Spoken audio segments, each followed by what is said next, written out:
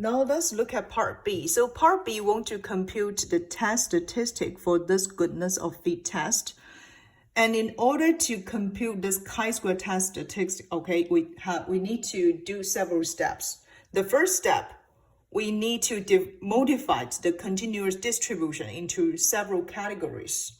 So important thing here is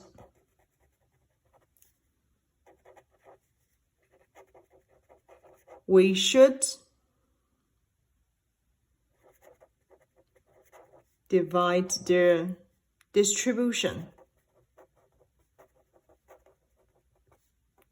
into k intervals,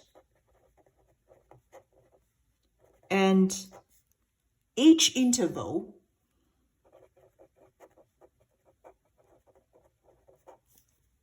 should have at least 5 expected frequency. So how can we do that? Let me draw you a graph, okay? We know totally we have 30 samples, right?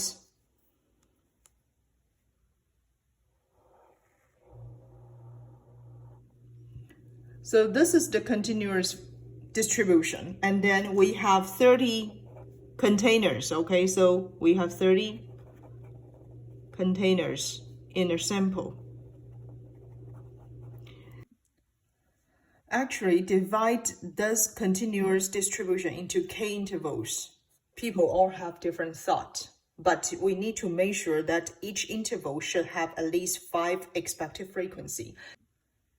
So for example, here we have 30 containers, right? And in order to let each interval has at least 5 expected frequency, then the most intervals we can have will be 6. And then you can choose maybe 5 intervals, 4 intervals. It all depends on your own choice, okay? So here, I will make this continuous distribution into 5 intervals, okay, in this example. So I will let k equal 5 intervals. If k has 5 intervals, then the expected frequencies in each interval will equal 6, okay? You can choose maybe 4 intervals, then the expected frequency in each intervals will equal 7.5, okay? It all depends on your own choice.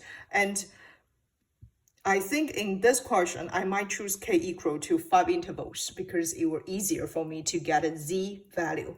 So here you can see I divide this one into 20%, 40%, 60%, and 80%, okay? So those are the percentage I would like to use to obtain my z value.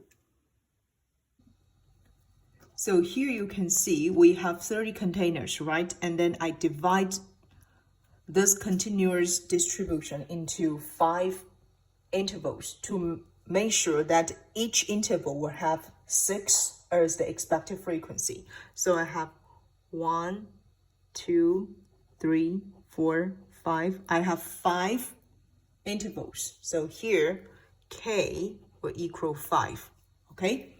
Then, this is the corresponding percentage that I divided. I have 20%, 40%, 60%, and 80%. And then we also have the z value related to those percentage, okay? So you can check those z value from the z distribution table.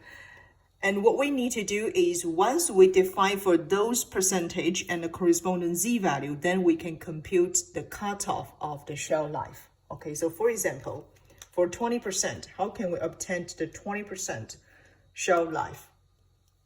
It will equal the mean of their shelf life for the apple juice, okay? So 23.02 minus 0.84. So this is the 20% z value, and then times the standard deviation, 4.29. So this will give us the shelf life day at 20% will equal 19.47. I just rounded, okay?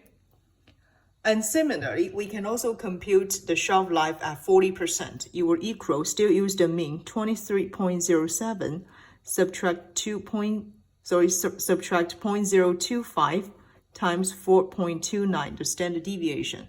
So this will give us the shelf life nearly 21.99, okay? Then we can compute the shelf life at 60%. We'll use the average, or we'll use the simple mean, 23.07, right? Plus 0.25 times the standard deviation. So this will give us the shelf life equal 24.14. I just rounded. And then the last, we can also compute the shelf life at 80%. So 23.07 plus 0.84 times the standard deviation. 26.67, okay? So here we get the cutoff at each percentage, the shelf life. Then after that, we can divide our continuous distribution based on this shelf life cutoff. So this is what we will do. Here you can notice we divide this shelf life into 5 different intervals based on what we just get from this cutoff value. So the first interval will be less than 19.47 days. And then we can get a second interval lies between 19.47 to 21.99 days, and then followed by 21.99 days to 24.14 days, etc. And then the last interval will be more than 26.67 days. So let's get the observed frequency based on the intervals that we just defined. So for example, let's look at the first interval. So for first interval, less than 19.47 days, go back to check our data. We have 3 numbers lies between this interval, 15 days, 17 days, and 19 days, right? So we can just write down the observed frequency equals 3, okay? And then let's check the second interval, 19.47 days to 21.99 days. So how many days, how many observed frequency here? 1, 2, 3, 4, 5, 6, 7, 8, 9, 10. We have 10 observed shelf life appears in this interval. And then let's look at the third interval from 21.99 days to 24.14 days. How many observed shelf life appears in this interval? 1, 2, 3, 4, 5, 6, 7, 8, 9. We have 9 sample appears in this interval. And then for the fourth interval, 24.14 days to 26.67 days, how many? Let's continue to count it, okay? 1, 2, we only have 2, 25 days here, okay? So 2. The rest of them will count it more than 26.67 days. So we have 1, 2, 3, 4, 5, 6. We have 6 left. So here we divide our data set into different observed frequency based on the shelf life intervals we defined it. Okay, so if you divide the shelf intervals into 6 intervals, then the observed frequency will be totally different from here, okay? Now let's look at the expected frequency. So for expected frequency, this one represents for expected frequency.